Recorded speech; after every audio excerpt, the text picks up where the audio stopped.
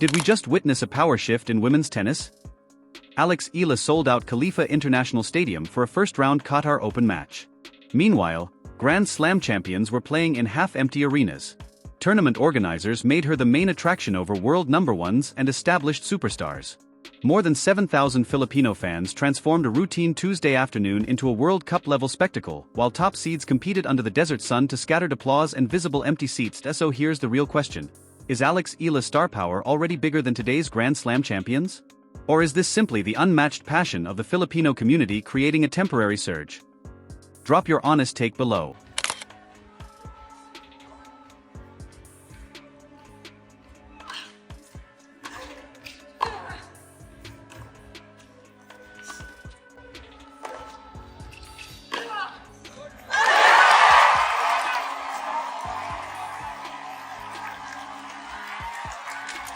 Let's establish the facts immediately, because what happened in Doha wasn't just surprising, it was unprecedented in modern women's tennis.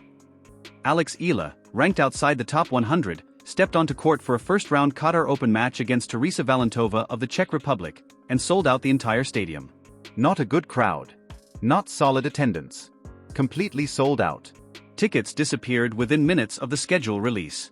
Resale listings popped up for a first-round WTA match. Security had to be reinforced because the crowds outside the player entrance became too dense to manage safely. For context, the Qatar Open has hosted legends Serena Williams, Maria Sharapova, Justine Henin, Iga Swiatek. Early rounds are usually calm, transitional sessions. Scattered applause. Empty seats. Polite atmospheres while top seeds ease into form. That's standard for WTA 1000 events. Organizers rely on marquee matchups later in the week to drive ticket sales. Early rounds are typically supporting content. But Eala shattered that model. Tournament officials looked at a draw packed with Grand Slam champions and top 10 players and designated a 20-year-old Filipino as the main attraction. Think about that decision. It wasn't symbolic. It was strategic.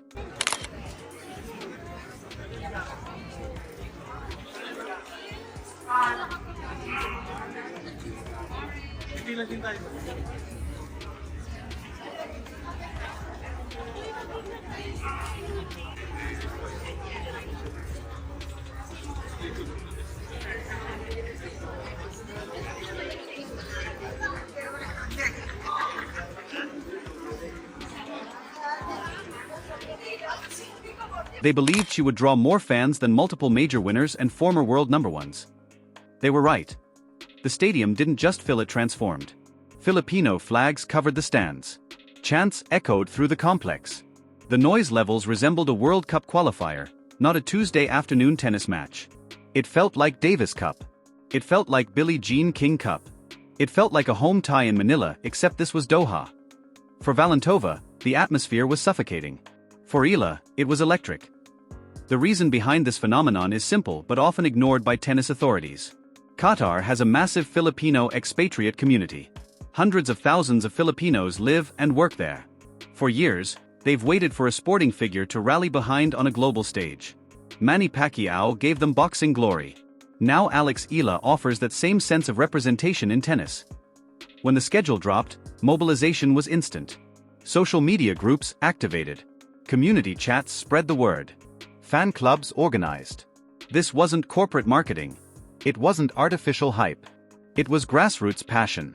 A community showing up for one of their own. Now contrast that with other sessions. Reports indicated that matches featuring top seeds in similar time slots drew 30 to 40% capacity. A reigning Grand Slam champion played in a half-empty arena. Former world number ones competed before visible patches of empty seats baking in the desert sun. These are global stars with resumes stacked with titles. Yet they couldn't generate what Eala did effortlessly. That reality has to sting. Because what Eala demonstrated is that star power in modern tennis isn't defined solely by ranking points or trophy cabinets. It's defined by connection, by identity, by emotional investment. Filipino fans weren't just cheering for a talented player. They were celebrating representation. They were witnessing someone who reflects them succeeding on a stage long dominated by European and American markets. The match itself added another layer. playing in front of 7,000 fans chanting your name on every point sounds like a pure advantage, but it's also pressure. Immense pressure. The temptation is to overhit, to go for spectacular winners just to ignite another roar. But tennis rewards discipline, not adrenaline. Valentova was a serious threat. A powerful check with a heavy serve and aggressive baseline game, and she had already beaten Eala once before. The head-to-head favored Valentova 1-0. Eala wasn't just battling the opponent across the net. She was confronting history. And the narrative that she struggled against Czech players 2 years ago, maybe she tightens up. This time she evolved. She absorbed the noise instead of being consumed by it. She leaned on her defensive instincts and that signature lefty forehand hook honed at the Rafael Nadal Academy. She extended rallies. She forced Valentova to hit one more ball. Then one more. And eventually, cracks appeared. 1 rally in the second set went viral instantly. Eala was dragged wide to her backhand side, nearly into the doubles alley. She sprinted, slid, and flicked a down-the-line passing shot that clipped the corner. The roar that followed wasn't applause, it was eruption. It shook the stadium. That I end that moment. The match stopped feeling like an early round contest. It felt historic. Because whether this surge is sustainable or community-driven, one thing is undeniable. Eala proved that tennis star power is no longer dictated only by rankings or majors. It's dictated by who can move people. And in Doha, no one moved them more. That's not exaggeration. The noise in Doha was deafening, the kind of sustained, echoing roar that rattles your chest between points. For a first-round WTA 1000 match, it felt surreal. The conditions only amplified the spectacle. Doha's medium-slow hard courts, layered with grit, reward heavy topspin and patience. The ball grips, jumps, and kicks high, perfect for Eala's lefty forehand. Her signature heavy topspin didn't just clear the net, it exploded upward off the surface. Against a taller, flatter hitter like Teresa Valentova, that bounce is disruptive. It forces contact above shoulder height. It breaks rhythm. It turns power into discomfort.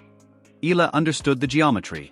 She used the high bounce to pin Valentova deep behind the baseline, neutralizing the Czech's first strike advantage. Instead of trading flat rockets, Eala stretched rallies, dragged Valentova laterally, and made her hit from awkward positions. It was controlled aggression layered over defensive elasticity, the blueprint she refined at the Rafael Nadal Academy. Then came the moment that sealed the emotional takeover. After the match, Eala took the microphone and addressed the crowd in Tagalog. The eruption was instant. She thanked the fans for making Doha feel like home. She acknowledged the sacrifices of overseas Filipino workers who spent hard-earned money on tickets. That wasn't a rehearsed soundbite. It was recognition. It was gratitude. It was identity. And that connection, that emotional tether between athlete and audience, is what transforms a player into something larger. Muhammad Ali had it. Manny Pacquiao had it. It's the ability to represent more than yourself. Eala has it now. Meanwhile, imagine being a multiple-time Grand Slam champion watching this unfold. A former world number 1. A legitimate title contender in the same tournament. On paper, you should be the headline. Instead, the promotional spotlight shifts to a 20-year-old without a WTA title. That's not an indictment of the organizers. It's business reality. Eala sells tickets in Qatar. Others don't, at least not at that scale. The Filipino expatriate community shows up in force. They mobilize. They create atmosphere. Other demographics, fairly or unfairly, haven't demonstrated the same concentrated intensity at this venue. This exposes something deeper about how the WTA markets its stars. For years, promotional priority has followed traditional metrics: ranking, Grand Slam titles, weeks at number 1. Those are logical benchmarks of excellence. But they don't measure cultural resonance. They don't quantify diaspora loyalty. They don't capture what happens when representation meets opportunity. In Qatar, Eala, despite a lower ranking, was infinitely more valuable from a gate revenue perspective than higher-ranked champions. That matters. Tournament directors across the tour are watching this closely. For decades, scheduling logic has been simple. Top seeds get prime slots because they're presumed to drive attendance. But Doha complicates that formula. What if the player with the most emotionally invested fanbase should headline, regardless of ranking? That's not disrespectful to champions. It's adaptive economics. There's also a broader geographic implication. The WTA has long tried to cultivate Asian markets, often focusing heavily on China. Southeast Asia, particularly the Philippines, hasn't historically been viewed as a commercial epicenter in tennis. But what Doha revealed is that passion can outperform population metrics when ignited by a singular figure. Eala is that catalyst. If her trajectory continues upward, expect more Southeast Asian engagement, more targeted marketing, perhaps even renewed regional investment. Because what happened wasn't novelty, it was proof of concept. For viewers elsewhere, this might seem like a one-off phenomenon fueled by local demographics. It's bigger than that. It signals a demographic shift in tennis. For decades, the sports infrastructure, sponsorship dollars and media narratives have orbited Europe and North America. Those markets produced champions, so the ecosystem fed itself. But countries like the Philippines have always had sports passion. What they lacked was a tennis figure to unify behind. Now they have one, and they've demonstrated they can generate atmospheres that rival traditional power centers. That should force established stars to reassess assumptions about irreplaceability. Being the best player doesn't automatically guarantee being the biggest draw. However, there's another side to this story: pressure. When you sell out stadiums in early rounds, you inherit expectation. Organizers can't tuck your next match onto a side court. They can't bury you in a morning slot. You dictate scheduling. That's the definition of star power. The draw shapes the timetable, not the other way around. But emotional highs come with physiological costs. Young players often win massive, adrenaline-fueled matches in front of home-like crowds and then struggle in the next round. The adrenaline crash is real.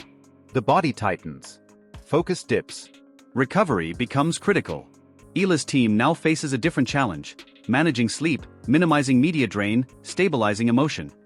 Because tournaments aren't won in round one no matter how seismic the atmosphere. Still, perception shapes legacy. Images of packed stands for Eala juxtaposed against visible empty seats in other sessions will define the narrative of Qatar Open 2026. Regardless of who ultimately lifts the trophy, the enduring storyline is the eruption she created.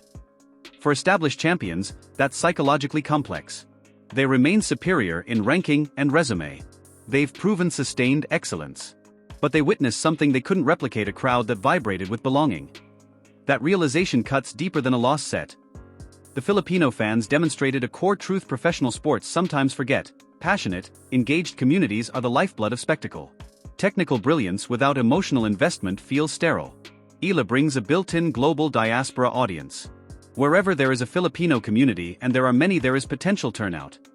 That advantage isn't trained in a gym. It isn't engineered through biomechanics. It's cultural. It's demographic. It's relational. And it's powerful.